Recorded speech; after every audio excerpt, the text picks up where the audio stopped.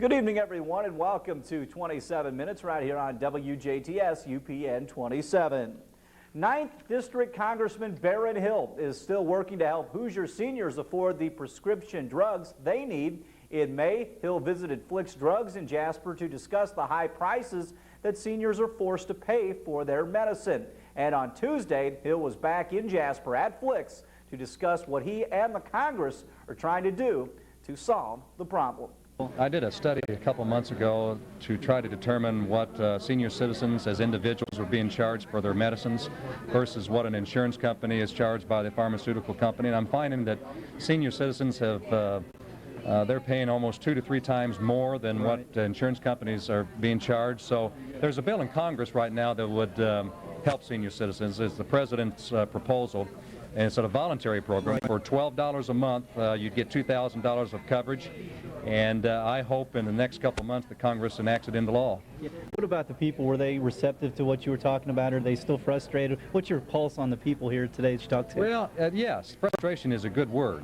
They are frustrated with the high cost of medicine. My mother-in-law, for example, spends $500 a month for her Parkinson's disease on prescription drugs. So we got to do something about this because we're driving many senior citizens into poverty because of the medicines they have to take. Your gut feeling, will it get better? I think if we pass this bill, it'll get better. We got to be realistic now. In addition to the $12 a month that a senior citizen would have to pay, federal tax dollars would cost about $45 billion, but I think it's worth it. Earlier this month, Wendy's International founder Dave Thomas was in town to help the Lincoln Heritage District Boy Scouts of America honor Bob Ruckriegel as their Distinguished Service Award winner for this year. Thomas, the keynote speaker for the evening, touched on a variety of things. In school newspapers, you know, that the kids would understand how important it is for an education, how important it is for character, how important it is to just be honest and do the right thing. So I kept getting asked, why did I drop out of school? Keynote speaker for the 1999 Lincoln Heritage District's Du Bois County Distinguished Service Award banquet was Dave Thomas, the founder of Wendy's International. In his speech to those attending the banquet, Mr. Thomas went straight to the point, often adding humor and highlighting his success story with video segments. Never knew his birth parents. He was adopted as a baby and was only 5 when his adopted mother died. Throughout his childhood, Dave moved from town to town as his adopted father served. Adopted and always on the move because of his father's work, Dave Thomas only got a touch of Boy Scout experience, but it was his early childhood experiences that contribute to his success. A part-time restaurant cook who taught Dave about honesty, integrity, and hard work. And I was really worried because I was afraid to let people know that you can be successful if you drop out of school. You shouldn't do it. But I didn't want to send that message. So 1990. For Mr. Thomas, serving his community means speaking about 2 areas he feels strongly about: adoption programs and the importance of education. And I said, well, I'm going to get my GED. So I got my GED, and I want to tell you, it wasn't easy either. A school called Coconut Creek High School. And the school adopted me. The class of 93 adopted me, and they voted me most likely to succeed. Honesty, integrity, hard work, and overcoming life's challenges are all part of the movement toward building a successful future. And it doesn't necessarily happen on the first try. You know, until we found something that could really work. Well, that was 650 commercials ago. In fact, I think it's 651 commercials. Outtakes, would you like to see some? Okay. Dinner to me is juicy and tasty, like the ones we did when we were kids. Don't take a rocket science to figure that out. I said, mucho gracias. Mucho gracias. Muchas gracias, Wendy. Mr. Dave Thomas also noted that success has its benefits, and with it comes an opportunity to help others. But it's also something to give back. It makes you feel good, and you can't take it with you. You know, I mean, there's no luggage racks on hearses. Do you notice that? But you can take your reputation with you. So, man, I beat the mountain, man. Well, I've had my share, man. I've been everywhere. I've been to Boston, Charleston, Dayton, Louisiana, Washington, Houston, Kingston, Texas, down to Monterey, Fairlake. Tony Frick, TV 27 News. We will have more 27 minutes after this.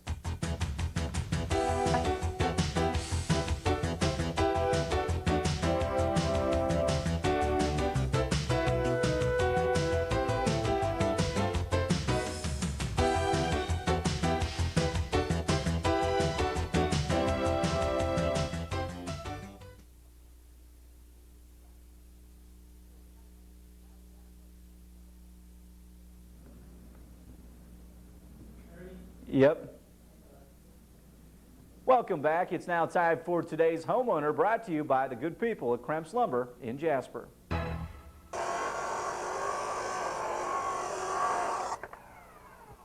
Now, people that have concrete driveways a lot of times think they're just maintenance free, and for the most part they are. But anytime you have any kind of crack in an expansion joint or any part of your driveway, it's a good idea to really fill that with a good silicone caulking. Actually, one that is made for concrete sealant like this one. Now, once you've grooved the line like I have here with an abrasive blade, then you're able to take the sealant and just actually fill that void in. Now, by doing this, this will prevent any rainwater or sprinkler water from getting under the slab, which can cause a void and actually cause the concrete to sink. Also, in colder climates, ice can form under there that can really cause some damage to concrete. Now, this is a real minor and easy project, but can make a big difference in the life of your concrete driveway. We will return after this.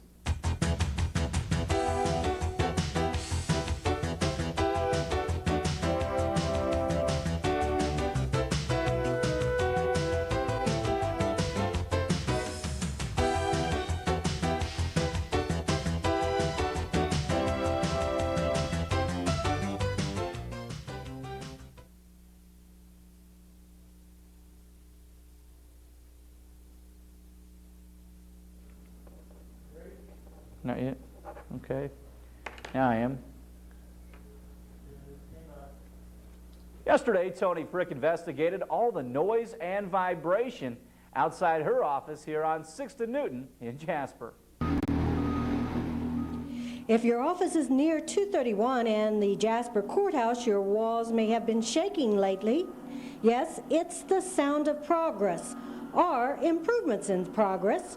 Thursday, we checked out the progress of the state work on 231, and it looks like 3 to 4 more days, and the 231 improvements through town will be accomplished. As for the county highway projects,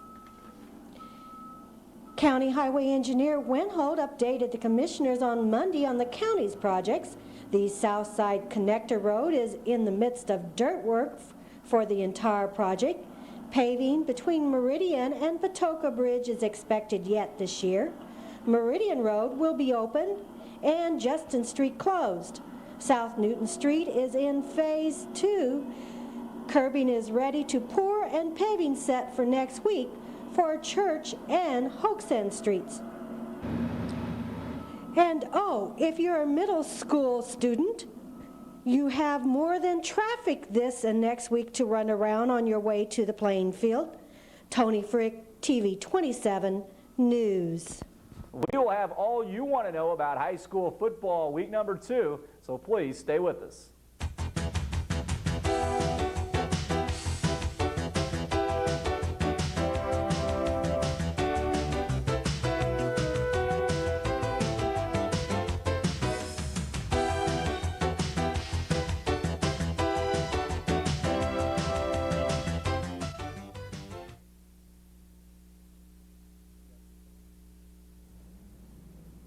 Yep.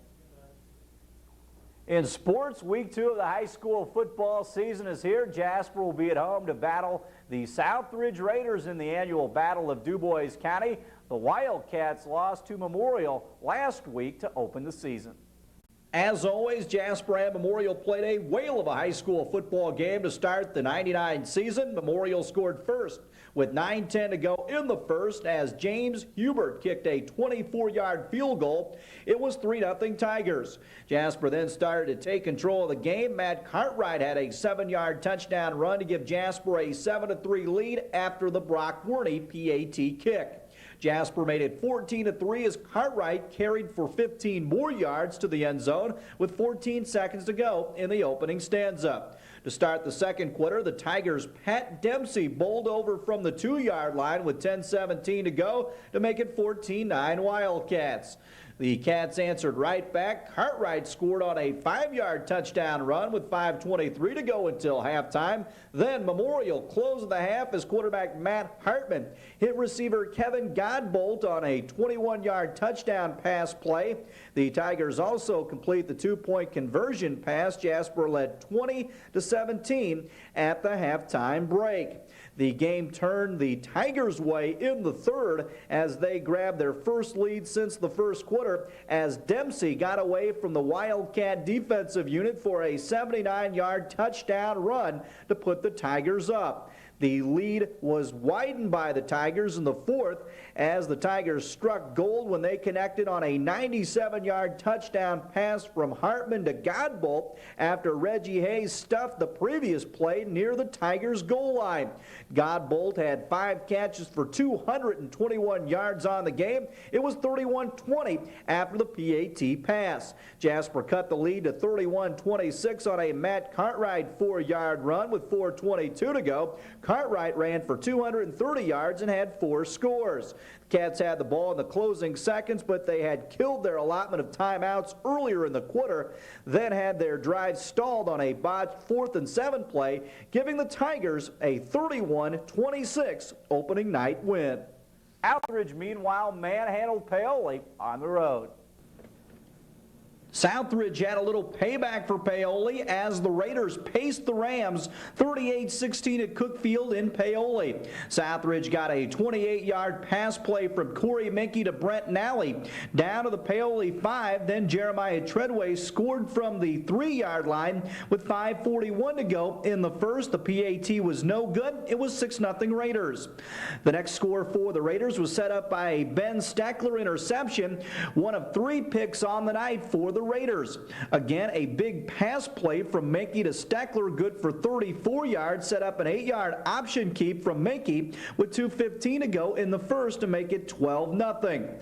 The Raiders went up 18-0 at the halftime intermission as Craig Harbison skirted in from the 3. The kick was no good. To start the third, Jeremiah Treadway picked off a Derek Van Emmen pass and returned it to the Ram 28-yard line. Craig Harbison then ran a 28-yard touchdown scamper around left end to put the Raiders up 24-zip. The Rams made it 24-8 with 4:43 to go in the third as Charlie McIntosh sprinted 38 yards through the middle of the Raider defense. Van Emmen completed the 2-point conversion pass to Travis Cole. Southridge made it 32-8 when Harbison bowled over from the 6-yard line with 3:49 to go in the game. Harbison also added the 2-point conversion. The Rams cut into the lead with 2:06 to go as Van Emmen hit Travis Cole for a 14-yard screen pass to make it 32-16 after a 2-point conversion pass. Meanwhile, after recovering a fumble with 35 seconds to go at the Paoli 16, the Raiders infuriated the Ram coaching staff by running a play, and Jeremiah Treadway went 16 yards to make it 38-16 Southridge. On the night, Craig Harbison ran for 119 yards for the Raiders on 17 carries. Corey Minke was 2 of 5 through the air for 52 yards. The Raider defense stopped the run all night and did a nice job putting pressure on Van Emmen, who was 14 of 24 with 3 interceptions. Once again, the final score at Paoli, Southridge 38, the Rams 16. Kickoff at Alumni Stadium tonight is set for 7:30. You can see the ball game tomorrow morning at 10 right here on UPN 27. Meanwhile, Heritage Hills will face rival Tell City in the Jungle tonight. The Patriots had their way in week number 1 against the Boonville Pioneers. The Patriots smacked Boonville around the jungle to the tune of 38-6 after the Pioneers threatened early. John Goldsberry got over from the 2-yard line to start the Patriots scoring. On their next drive, the Patriots went through the air for their next score. Simon Yoakum hauled in a 17-yard touchdown pass from Jay Cutler. Cutler solid on the night, 13 of 15 for 215 yards. It was 13-0 after 1 quarter of play. John Goldsberry scored 2 touchdowns in the second quarter. The first was a 24-yard run with 11:25 to go in the half. The other was on a 2-yard run with 3:11 to go. Goldsberry had 100 yards on 9 carries. Then to close the half, after an Adam Kress fumble recovery, Cutler lofted a pass to Yoakum again to make it 31-0 Patriots at the halftime intermission. To start the third quarter, Eric Kress cartwheeled over Boonville defenders from 2 yards out to make it 38-0. Boonville would add a fourth quarter score. It didn't matter. Once again, the final score from Heritage Hills, it was the Patriots 38, Boonville 6. The Marksman and Jeremy Marcos' Patriots of Heritage Hills will air tomorrow at noon right here on UPN 27 following Jasper and Southridge. Meanwhile, tomorrow the college football season gets started a little earlier around the state of Indiana as the Notre Dame Fighting Irish will be at home in South Bend, take on the Kansas Jayhawks in the Eddie Robinson Classic. With the early start, the Fighting Irish will play a 12-game schedule this year. Fighting Irish coach Bob Davie knows Kansas will be a nice way to start the new season. I think Kansas is really a good opponent. I mean, they're a multiple scheme team that causes us to prepare for a lot, and they're a talented team. So I think it's going to be a really good test for this football team. In fact, I know it is. And, you know, you've got to go play to find out what you have. To me, it doesn't matter. I mean, you know, personally, I could play 14 games. I mean, but, you know, the only concern I had was the players, you know, starting early, and they're the ones that have to play the 12th game. But they seem to have embraced it, and they're excited about it. So kickoff in South Bend tomorrow afternoon, set for 2:30. This will wrap up this edition of 27 Minutes right here on UPN 27. I'm Kurt Gutgsell, and for all the crew, have a great weekend.